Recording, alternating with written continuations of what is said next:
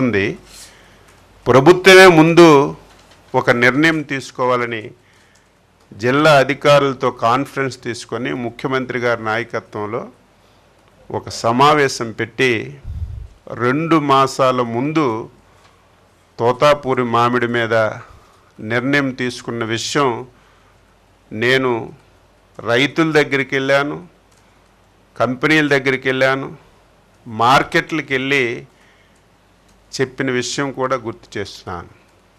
దానిలో భాగంగా ఎంత ధరిస్తే మరీ అనుకున్నంత కాకపోయినా రైతుకి నష్టం జరగకూడదు, ఇబ్బంది కలగకూడదని కేజీ ధర 12 రూపాయలని నిర్ణయం చేశాం. ఫ్యాక్టరీ వాళ్ళకి కొనమంటే మేము ఆ ధరకు కొనలేము, 4-5 రూపాయల కంటే ఎక్కువ కొనే పరిస్థితి మాకు లేదంటే వాళ్ళ మీద కూడా తీవ్రమైనటువంటి ఒత్తిడి తీసుకొచ్చి కొన్ని కఠిన నిర్ణయాలు తీసుకుంటామని చెప్పి వాళ్ళకు కూడా ఒక రేట్ ఫిక్స్ చేసి ఎట్టి పరిస్థితిలో 8 రూపాయలకి మీరు మామిడి కొనవాలి, 4 రూపాయలు మేము కేజీకి ప్రభుత్వం తరపున సహాయం చేస్తామని చెప్పి 2 మాసాల ముందు చెప్పి సిస్టమేటిక్గా మార్కెట్ యార్డులు తెరిచాం.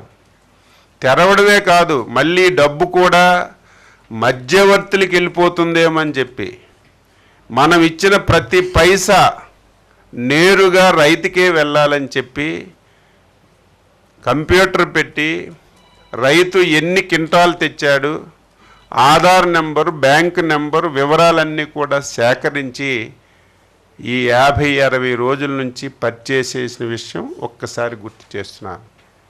ఆల్మోస్ట్ పర్చేజ్ అయిపోయింది. అన్నమయ్య జిల్లాలో అయితే 99% పర్చేజ్ అయింది, తిరుపతి జిల్లాలో అయితే 98% పర్చేజ్ అయింది, ఒక్క చిత్తూరు జిల్లాలో 80% పర్చేజ్ అయింది, ఇంకా 20% పర్చేజ్ అవుతుంది. శరవేగంతో చేస్తున్నాం. ఇది తోతాపూరి మామిడి మీద జరుగుతున్నటువంటి వాస్తవం. దీన్ని పెళ్ళైపోయిన తర్వాత 6 మాసాలకి మేళాలు వాగించినట్టుగా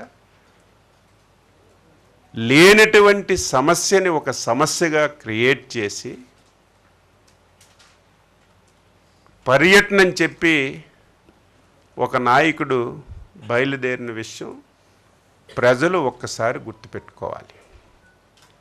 గత 5 సంవత్సరాలు మేము ఇటువంటి సమస్యలు వచ్చినా, రాష్ట్రంలో ఇటువంటి ఇబ్బందులు వచ్చినా మేమెవరమైనా సరే పర్యటనకి వెళతామంటే తెల్లవారిసరికే వచ్చి ఇంటికి తాళాలేసి హౌస్ అరెస్టులు చేసిన విషయం మీ అందరూ సజీవ సాక్షులుగా చూశారు.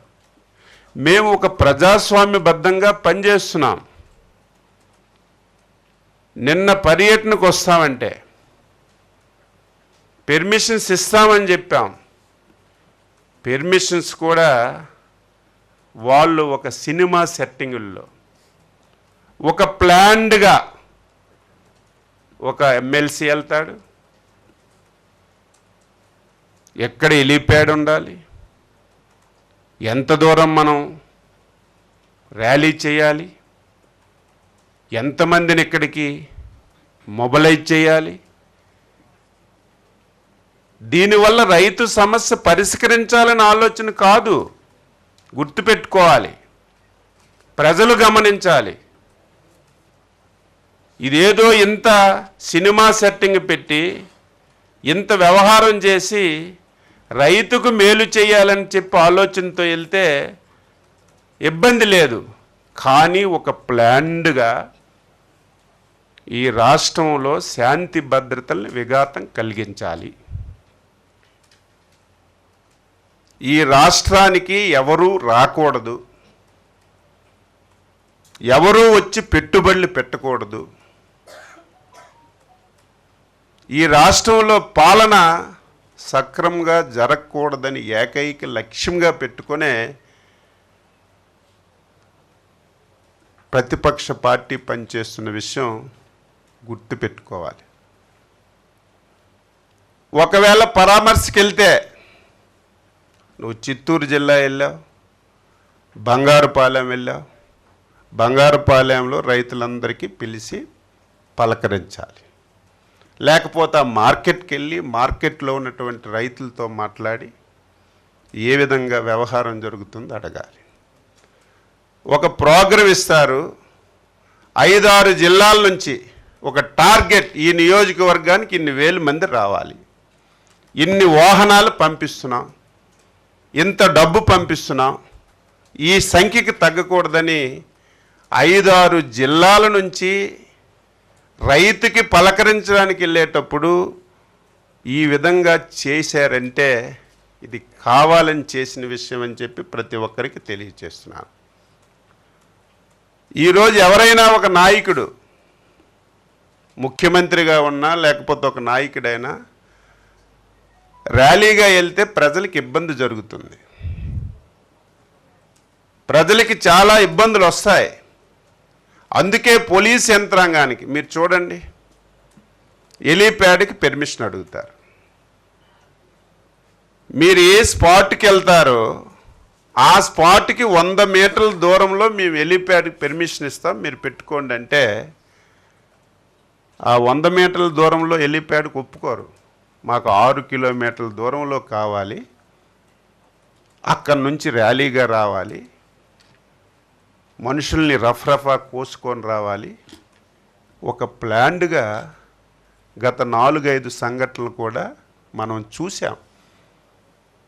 అందుకే నిన్నను గత సంఘటనలను దృష్టిలో పెట్టుకొని ఒక పర్యటనలో 3 వ్యక్తుల్ని చంపినటువంటి పరిస్థితిని చూసి ఒక దగ్గర హెలికాప్టర్ ల్యాండింగ్ అయితే అందరూ వెళ్ళి ఏ విధంగా వ్యవహరించారో గత పరిణామాలన్నీ చూసిన తర్వాత పోలీసులు నిన్నిచ్చినటువంటి పెర్మిషన్ 300 మంది కంటే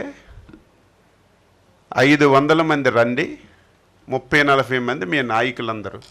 ఈరోజు ముఖ్యమంత్రి గారు జిల్లాల పర్యటనకు వచ్చినా మేము 10-15 మందిమే హెలీప్యాడ్ దగ్గరికి వెళ్తున్నాం. ప్రతి దగ్గర గొడవ చేస్తున్నారు మా నాయకులందరూ, కానీ వాళ్ళు రిస్ట్రిక్షన్స్ అవి, హెలీప్యాడ్ దగ్గరికి అంతమంది రాకూడదు. 30 మందికి హెలికాప్టర్ దగ్గరికి రమ్మంటే 300-400 మంది వచ్చి ఎంత విధ్వంసం చేశారో మీరు చూశారు. ర్యాలీకి 500 రమ్మంటే ఏ విధంగా వచ్చారో మీరందరూ కూడా చూశారు. ఇవన్నీ పక్కన పెట్టండి. ఇప్పుడు వ్యవహరిస్తున్న వ్యక్తి సామాన్యమైన వ్యక్తి కాదు. 5 సంవత్సరాలు ఈ రాష్ట్రానికి ముఖ్యమంత్రి చేశాడు. ఒక బాధ్యత గల రాజకీయ పార్టీకి అధ్యక్షుడిగా ఉన్నాడు. నువ్వేమివ్వాలి సమాజానికి? ఏం మెసేజ్ ఇవ్వాలి? ఈరోజు ఇచ్చిన నువ్వు మెసేజ్ ఏంటి? ఈ రాష్ట్రాన్ని పూర్తిగా చిన్నాభిన్నం చేయాలని ఒక క్రిమినల్ ఆలోచనతో, ఒక సెట్టింగ్తో ఇటువంటి పర్యటనలు చేసి